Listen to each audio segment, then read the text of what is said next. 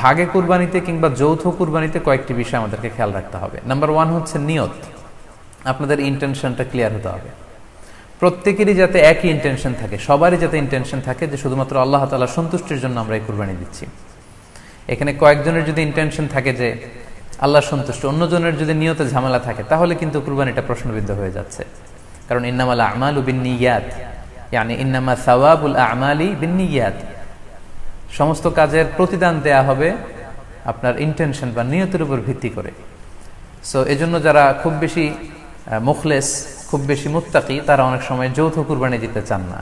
তাদের সামর্থ্য না থাকলে ছোট একটা ছাগল দিয়ে তারা একাকি কুরবানি দিতে চান। The safe, he want to be in the safer side.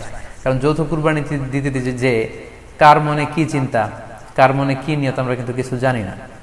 So যদি যৌথ কুরবানি দেন, কুরবানির আগে সবাইকে এটা কনসার্ন করে দেওয়া, রিমাইন্ডার দেওয়া যে ভাই আমাদের এই কুরবানিটা হবে শুধুমাত্র কেবলমাত্র আল্লাহ তাআলা সন্তুষ্টির জন্য, অন্য কোনো নিয়ত যেন না থাকে, তাহলে কিন্তু আমাদের কুরবানি বরবাদ হয়ে যাবে।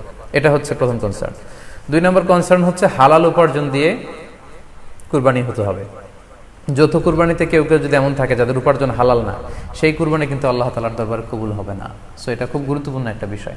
আরেকটা হচ্ছে লৌকিকতা। লৌকিকতা যদি থাকে তাহলেও কুরবানি কবুল হবে না। যৌথ কুরবানিতে কারো যদি এটা থাকে যে আমার গরুটা সবচেয়ে বড়, আমাদের গরুটা এলাকার সবচেয়ে বড় গরু, এবং সবাইকে বলে বেড়াচ্ছে যে এইবারের গরুটা সবচেয়ে বড় হয়েছে, আমার চেয়ে বড় গরু কেউ দিতে পারে না এই এলাকায়, তো এই জাতীয় যদি লৌকিকতা প্রবণতা কারোর মধ্যে থাকে, তাহলেও কিন্তু তার কুরবানি কবুল হবে না। সো যৌথ কুরবানি যদি আপনারা দিতে চান, এই বিষয়গুলো আমাদেরকে খেয়াল রাখতে হবে। ভাগে যদি কুরবানি দেওয়া হয় 7 জনে মিলে, গরুতে বা মহিষে বা উটে, এই ভাগে কুরবানি হবে না, এটা অনেকে বলে থাকেন। এই কথাটি আসলে ঠিক নয়।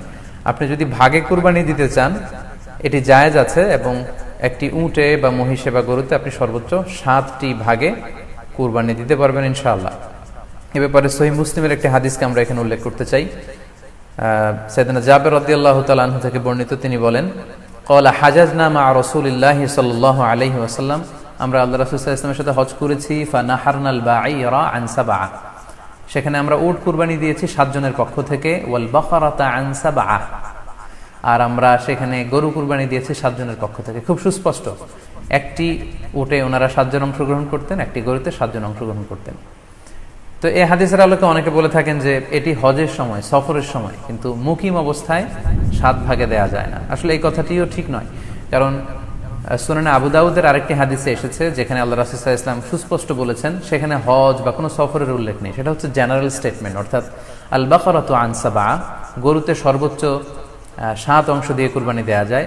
ওয়াল জাযুরু আন সাবআ, আর উটের ক্ষেত্রেও সর্বোচ্চ 7 অংশ দিয়ে কুরবানি দেয়া যায়। তো এই হাদিস, দ্বিতীয় যে হাদিসটি উল্লেখ করলাম, এটা হচ্ছে জেনারেল স্টেটমেন্ট।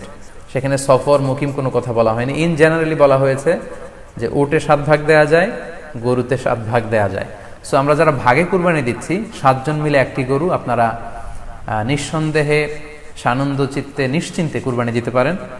সহিহ হাদিসের আলোকে এটি সাব্যস্ত, এতে কোনো সমস্যা নেই ইনশাআল্লাহ।